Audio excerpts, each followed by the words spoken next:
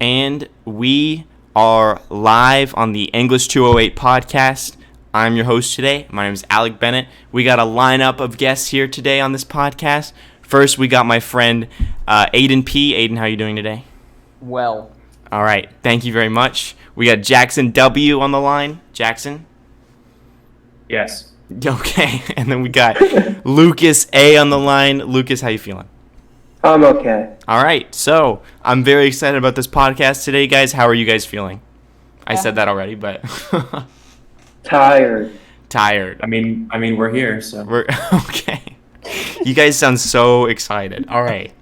So, the first question is, how does today's world relate to modern fiction as we know it? So, I mean, there's a lot of similarities in fiction. Say that again? There's a lot to unpack there. There is a lot to unpack there.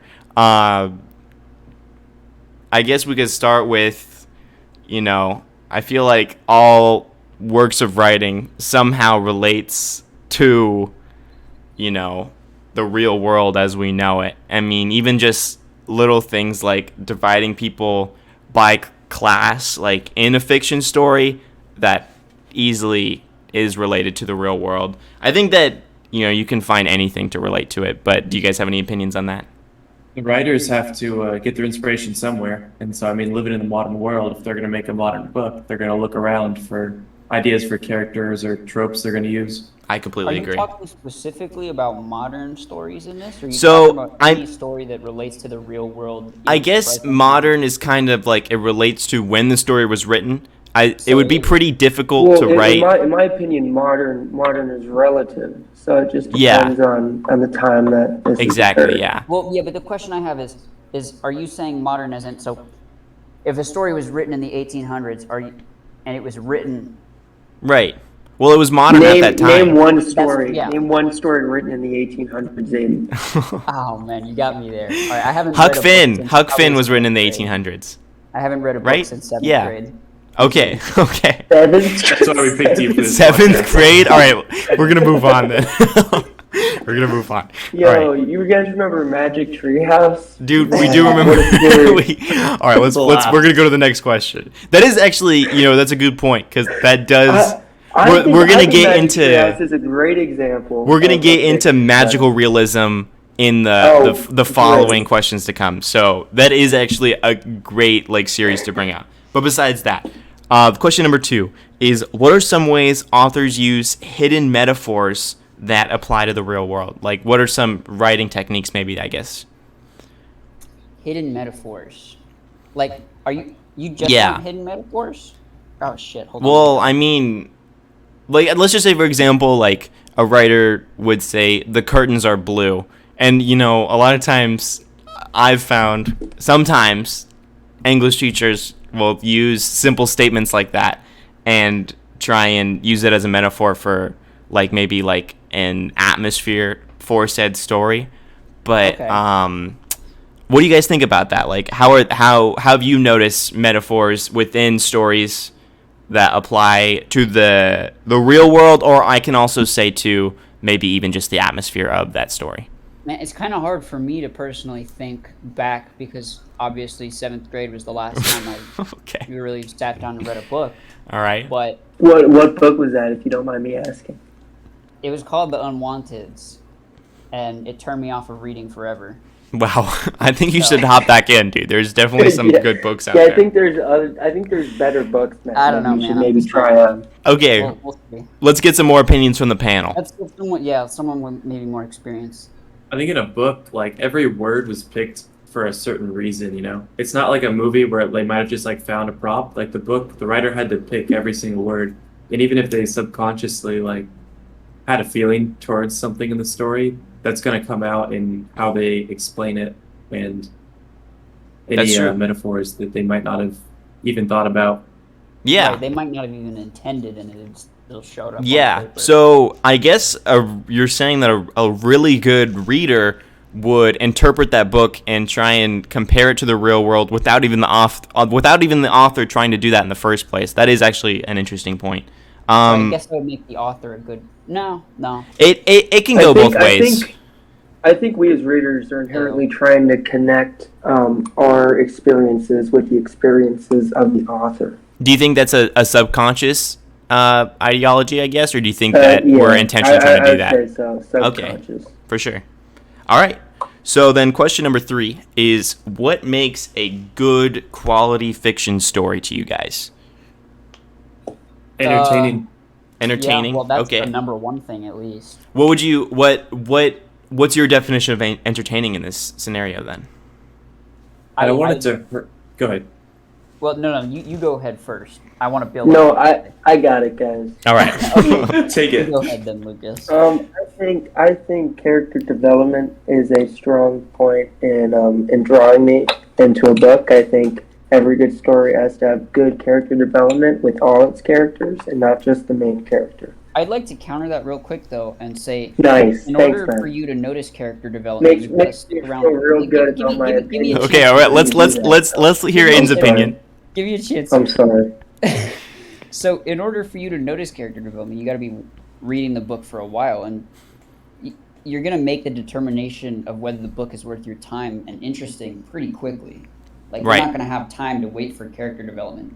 Well, I don't necessarily agree with that, because I feel like a lot of times stories will start with a super slow pace, and it takes a while for those characters to develop and for you to actually be interested in what the author has to say. I mean, but I'm not gonna. If I agree with Alec here, and I think your opinion is wrong. Okay. I think the author has to create an atmosphere that allows for character development. Right. I mean, that's the most important thing. I do understand where Aiden is coming from. That something has got to grip you to read that, to continue reading that story. Like, if I find absolutely nothing interesting within the first 3 chapters, I'm going to set the book down and I'm not going to continue reading the first page. For me. Page? First 3 chapters, you're giving it a little too much time. I guess it's up to the author to decide how long the chapter is. Personally, I'll read one chapter. Really, you guys are quitting pretty easily in this scenario. First chapter. If I'm not hooked by the first chapter, get it out of my face. Okay. Oh wait, but the cover is definitely important. Like how cool the cover looks matters. All right. Okay. So I think if we can make one point here, it's to always judge the book by its cover. Okay. Absolutely. All right. I mean, we'll agree to disagree on that specific notion, but just to recap, like, the genuine points you guys made, it sounds like we need good character development. We need to be impacted to some extent within the first chapter of the story, and or sooner. Sure. And we also, I feel like a lot of books, they really try and go for this advanced, use of words. That's the best way I could describe it, and I don't really like that. Like, I really like when, I'm not saying like second grade level. Yeah, I'm just like, you should be able to read a sentence and understand what it says the first time. I don't want to have to read a sentence 3 times to like fully comprehend what the story's trying to convey. But that, okay. But that's just an opinion of mine though. But besides that, we're gonna move on. Okay. All right. So I agree, though. The 4th question is, does fiction need to be realistic to develop a genuine, good, and heartfelt connection with the story's characters? Not at all. No. Not at all. Okay. I mean, I agree with that. Do you want to go into detail on why you think that? Well, a realistic gets thrown out of the window in a lot of kind of fiction books, like whether it be science fiction. I mean, it's still grounded in reality a little bit, but they're usually not realistic as we see according to present day. Like, okay. There's this one book. You're gonna pull out a quote, but you don't know where it's from. All right, go ahead. Sorry. Go ahead. It's one book called I think it's The Giver. Don't finish this book. I don't know. Basically, you got Grover from Sesame Street, and he's trying to tell the reader to stop reading the book. Oh, it's called "There's a Monster at the End of this book," and he's like, "Don't read this book. Read this book. Stop turning the pages." And he builds a wall like this. This will keep you. And then you flip the page, and you've knocked over the wall. Wow. And like, that's not very realistic because it's a book, and he thinks that what he printed on the page is going to keep you from reading the book. Okay. I'm not going to spoil the ending in case you haven't read it. You definitely have to. Sounds but great. Basically, it's not grounded in reality at all, and I still loved Grover to death. Okay. For sure. A book that I loved that was not grounded in realism was Where the Wild Things Are. That's a fantastic book. That's my favorite kids book. Exactly. So I feel like no, it doesn't need to be grounded in realism. The only thing I would counter with that is like Here it goes.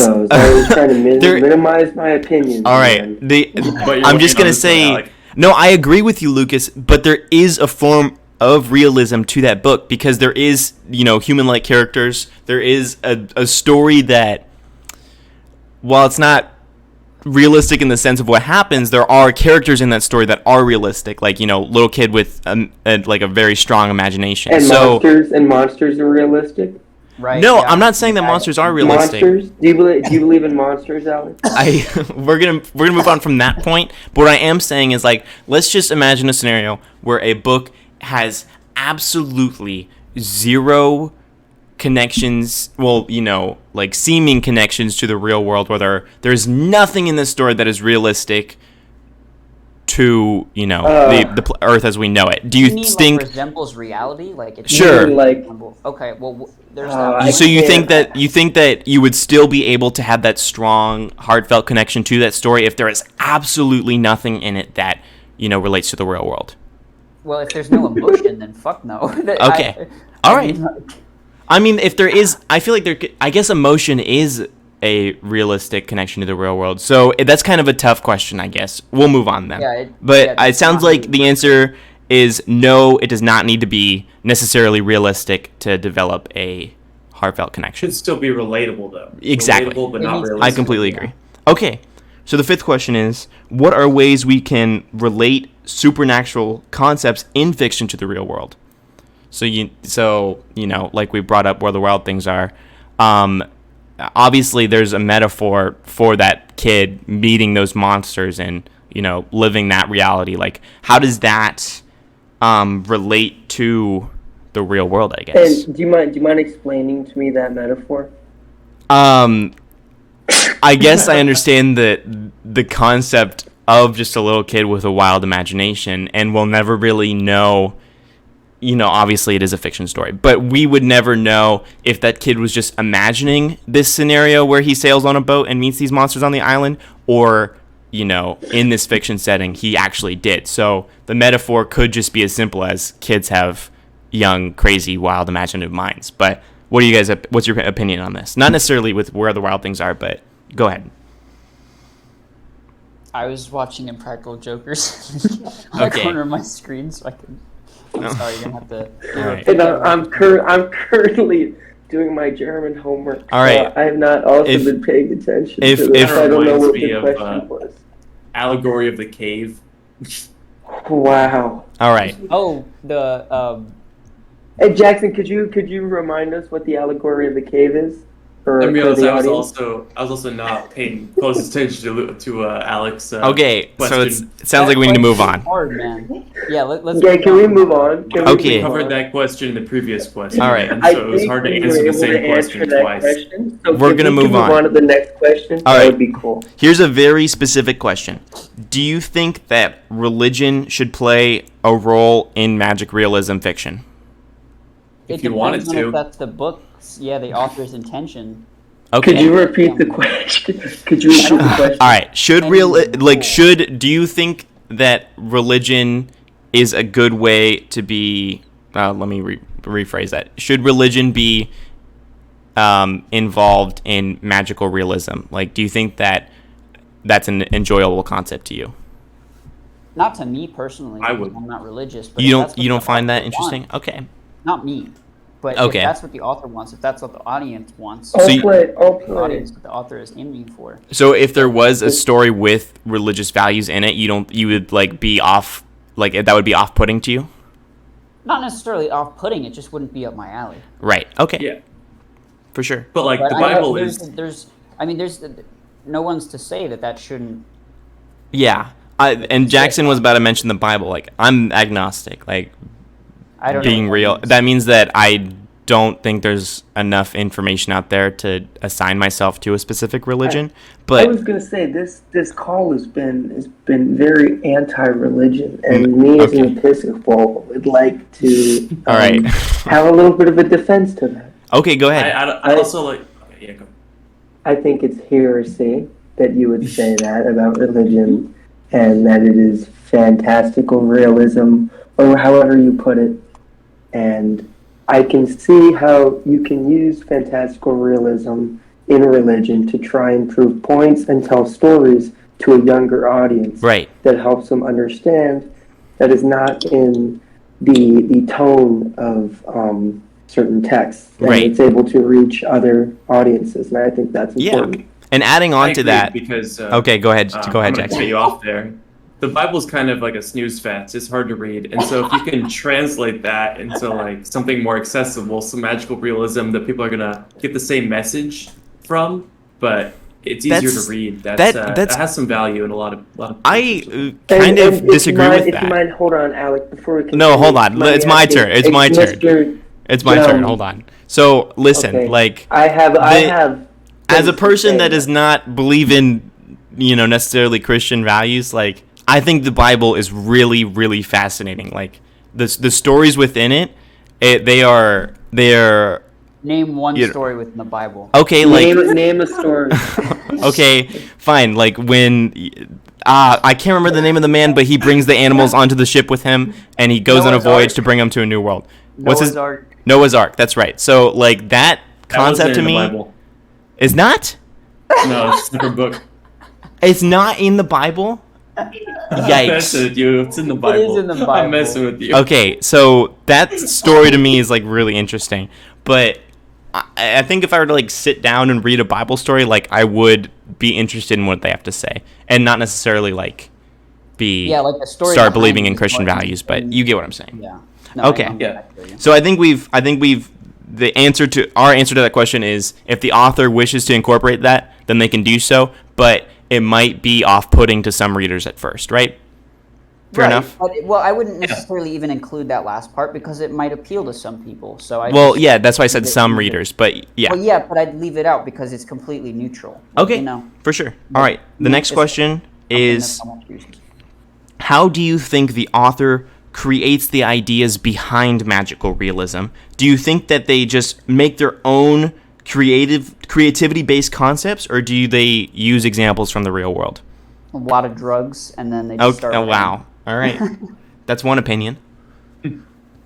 How do they make concepts? I mean, they have to, use I would- some I would say aspects from- of what I they've would seen say from before. Past childhood trauma that shaped them. Oh my goodness. That's a pretty. exclusively the trauma. Yeah. That's a bold opinion. But Um, everybody's past determines their future. So That's true. You're right. That's actually very true. So I guess it's like from what you're saying, is it possible to come up with an idea for a magical realism story that is completely creativity based, that we haven't seen any similarities to anything like that before, or does it all just relate to each other to some extent at the end of the day? I guess. I'd like to answer this one. Okay, go If ahead. you don't mind. So I think it's all got to kind of relate to the human experience and be like about the same kind of stuff we're dealing with in our day-to-day lives. But the more you take away like specifics from something, like a cartoon, the less actually human-like a cartoon is, the easier it is for more people to relate to it. So if we Right. can take away some of the specific like stuff we'd see in our day-to-day lives from a story and make it about an alien that isn't really resembling a person at all, that means a broader like Roger from American I was Dad. just Exactly. thinking Roger from American Dad. For a sure. broader audience can relate to Roger than if Roger was, say, like a skinny white dude, and then Right. people who aren't skinny white dudes might not relate to Roger as much. But now that he's an Everybody. That's Everyone actually a loves really great everyone point. loves Roger. Yeah, everyone loves Roger. That's actually a really great point. And the same thing, like you can argue that with shows like the Muppets or Sesame Street. Yeah. Like those Okay. are Family Guy. I'm- okay. Brian Well, those are human characters within Family Brian Guy. Griffin is a dog. Brian Griffin's a great example, actually, too, of like And- you just have relate to him. Excuse me. Go ahead. Alec. Have you ever heard of the show Ben 10? I have heard of the show Ben 10. I think that's a great example of magical realism that can be used in fiction. Right, but like okay, so Ben 10 turns into those creatures that have superpowers, but don't you think that some individuals watching Ben 10 wouldn't be able to relate to the human version of Ben 10? I mean, I feel like that's what the other side characters are for. the other side characters that are not involved with Ben 10's abilities, such as, I don't remember their names, Right. but you know what I'm talking about. They're human, and they don't have the same abilities that Ben 10 does. So you have your fantastical realism element with Ben 10, and then you are grounded back into the relatable world with these side characters. Okay, for sure. All right, we're going to move on to the next question. So how does an author create a clear protagonist and antagonist within their work? Like, what are they trying to communicate when doing that? Perspective? Yeah, I would agree with Lucas there. Do you think Yeah, that... You can make the bad guy a protagonist. You can make the morally bad guy the protagonist and have the morally good guy be an antagonist, as long as you just set up the story to do so? Right, yeah. Okay. I mean, I agree with that. Like in Forrest Gump. Okay. Exactly. So let's say... Yeah, Forrest Gump was the bad guy, right? No. Absolutely. Let's say, though, in a hypothetical scenario, you are reading the story of that the main character is the antagonist and the person that they're combating is the protagonist. Do you think that you would still be inclined, no matter what, to root for the protagonist, or do you think that it's the main character, the main character's perspective is the antagonist one? So like you are constantly seeing their perspective. Do you think that that's redundant? What do you mean? No, Character means protagonist. No, not it's joking, not. Alec. I understand what you mean. I would be on the side of the antagonist, 100%. If it was the main character? Correct. Yes. Okay. Well, yeah. Like Phineas and Ferb, Dr. Doofenshmirtz, I'm Yes. absolutely rooting for him. 100%. I'm Why, definitely though? rooting for Dr. Doofenshmirtz. Me too. Doesn't matter that he's the bad guy, but like he's the best character. So, but that's Candace more is the the bad that's more guy, the you know what I quality mean? and I guess Right, guy? humorous version of him. But why root for him? I'm rooting for Perry the Platypus on that specific scenario. But No, okay, because he's relatable, he's funny, and he doesn't take himself too seriously. He's there for a good time. relatable. He has villainous intent the entire time. He's trying his best. He He's got a fails, full and he accent. tries again. He gets He's back got up a Okay. every class single apart. time. I can understand that perspective. Give the man a break. Okay. He, Can we think of any examples, though? He divorced his wife.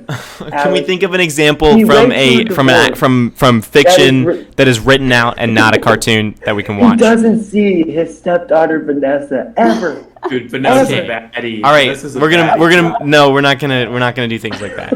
Okay, so moving on from cartoons that we watch. Okay, guys, come on.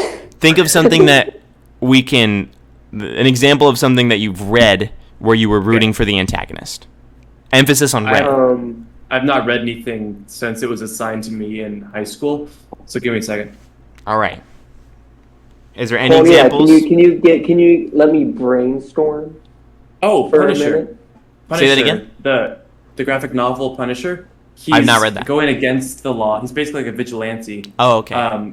He takes like it way too seriously. Like he's fighting bad people, but he's also killing them. So he's not a good guy. Right. But he's the main character, and you root for him because of his troubled past and how Right. he's still like he's trying Yeah. to do what he thinks is right, even if it's not always right. Yeah, and you could say the And same that's the thing important. about someone like Robin Ooh. Hood. Like Robin Hood Yeah. is someone that does bad things by stealing from others, but then distributing those stolen goods to Wait. poor citizens. That's like, is it a good act? That's kind of like a tough thing to answer. I actually have a good example to Go add ahead. on to that. I would say an antagonist that I always root for would be Skeletor and He-Man. I think Skeletor is a very relatable antagonist and somebody. Is that this a everybody would written wanna work? root for. This is a written work you're talking about? Is this a TV show? And I think magical realism can take place in all forms of media and Okay. not on just literature. subtitles. Well, this is about, specifically written out things. So is there anything that is a book, novel, even I'll take a comic book even that Do you Graphic novel remember based the graphic novel Bone? I do remember that. But I didn't read it. Yeah. There's no antagonist. I think it's a really good graphic novel. Okay. All right, we're going to move on then. This is gonna be our last question since we're 25 minutes in. Actually, does a awesome. story need a I dilemma? charge by the hour though. Hold on. Let's listen to this. Okay. All Oh, right. Does a story need a dilemma? Is it possible to write a story that constantly favors the protagonist with no problems? I got you right here. Okay, well, I mean, it is a TV show. Seinfeld is a Okay. TV show about nothing.